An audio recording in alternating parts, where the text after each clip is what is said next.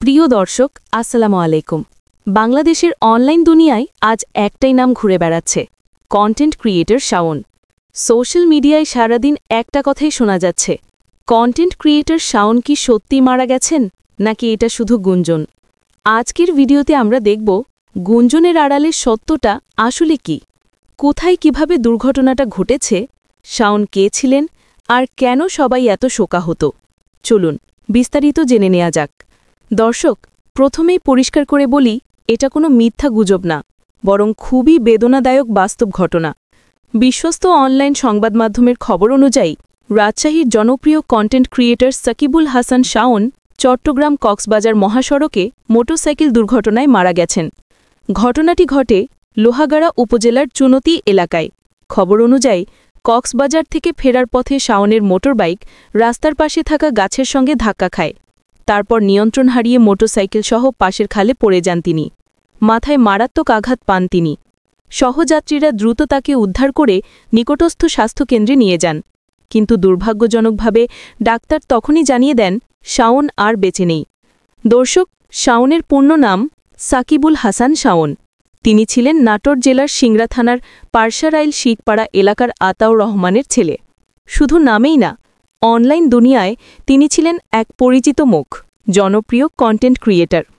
রাজশাহী থেকে আসা আরও কয়েকজন কন্টেন্ট ক্রিয়েটরের সঙ্গে তিনি বান্দরবন, সাজেক ও কক্সবাজার ট্যুরে গিয়েছিলেন। ভ্রমণের আনন্দ, ভিডিও শ্যুট, কন্টেন্ট সব মিলিয়ে তাদের এই সফরেই শাওনের জীবনের শেষ সফর হয়ে গেল। হাইওয়ে পুলিশ এই ঘটনায় আইনি প্রক্রিয়া অনুসরণ করছে এবং প্রাথমিকভাবে এটিকে সড়ক দুর্ঘটনা বলেই উল্লেখ করা হয়েছে। দর্শক, এই ঘটনার পর সোশ্যাল মিডিয়ায় আরেকটি বিষয় নিয়ে তুমুল আলোচনা চলছে। অনেক পোস্ট, কমেন্ট আর লাইভে একটা মেয়ের নাম ঘুরছে। অনেকে বলছেন এই ট্যুর আর প্রোগ্রামের পেছনে নাকি একজন মেয়ে কন্টেন্ট ক্রিয়েটর বিথি জড়িত ছিলেন। কেউ কেউ আবার বিথিকে টিম লিডার বলছেন, আবার কেউ স্পষ্টভাবে সব দায় তার উপর চাপিয়ে দিচ্ছেন। কিন্তু এখানে খুব গুরুত্বপূর্ণ একটি বিষয় আছে। এ পর্যন্ত যে নিউজ পোর্টাল, আনুষ্ঠানিক রিপোর্ট আর নিশ্চিত সংবাদ পাওয়া গেছে, এর কোনোটাতেই সরকারিভাবে বা আনুষ্ঠানিকভাবে বিথিকে টিম লিডার বা দোষী হিসেবে উল্লেখ করা হয়নি।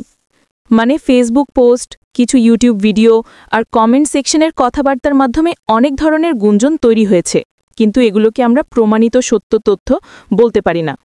কারণ কোনো মানুষকে, বিশেষ করে একজন নির্দিষ্ট মেয়ের বা ব্যক্তিকে শুধু সোশ্যাল মিডিয়ার আবেগের ওপর ভর করে দোষী, কারণ, মূল অভিযুক্ত বানিয়ে দেওয়া একটা বড় ধরনের অন্যায় ও মানসিক নির্যাতন হতে পারে। তাই আপনি যদি বিথির নাম শুনেও থাকেন, দয়া করে যাচাই না করে প্রমাণ ছাড়া কাউকে সোশ্যাল মিডিয়ায় টার্গেট করবেন না। কারণ আপনার একটা পোস্ট, একটা কমেন্ট, একটা শেয়ার কারো পরিবার, ক্যারিয়ার আর মান সম্মানের ওপর ভয়ঙ্কর প্রভাব ফেলতে পারে। প্রিয় দর্শক, একজন কন্টেন্ট ক্রিয়েটর মানে শুধু ক্যামেরার সামনে দাঁড়ানো আর ভিডিও বানানো না। তার পিছনে থাকে অসংখ্য পরিকল্পনা, এডিটিং, পরিশ্রম এবং সবচেয়ে বড় কথা, স্বপ্ন। আজ সেই স্বপ্নবাজ তরুণ শাওন আমাদের মাঝে নেই। আসুন আমরা সবাই মিলে তার জন্য দোয়া করি।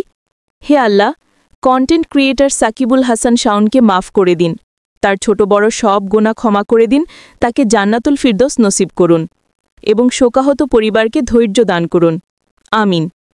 একই সঙ্গে দোয়া করি, যাদের নাম নিয়ে এই ঘটনার পর সোশ্যাল মিডিয়ায় আলোচনা সমালোচনা চলছে, আল্লাহ যেন তাদেরকেও অন্যায়, অপবাদ ও মানসিক কষ্ট থেকে হেফাজত করেন।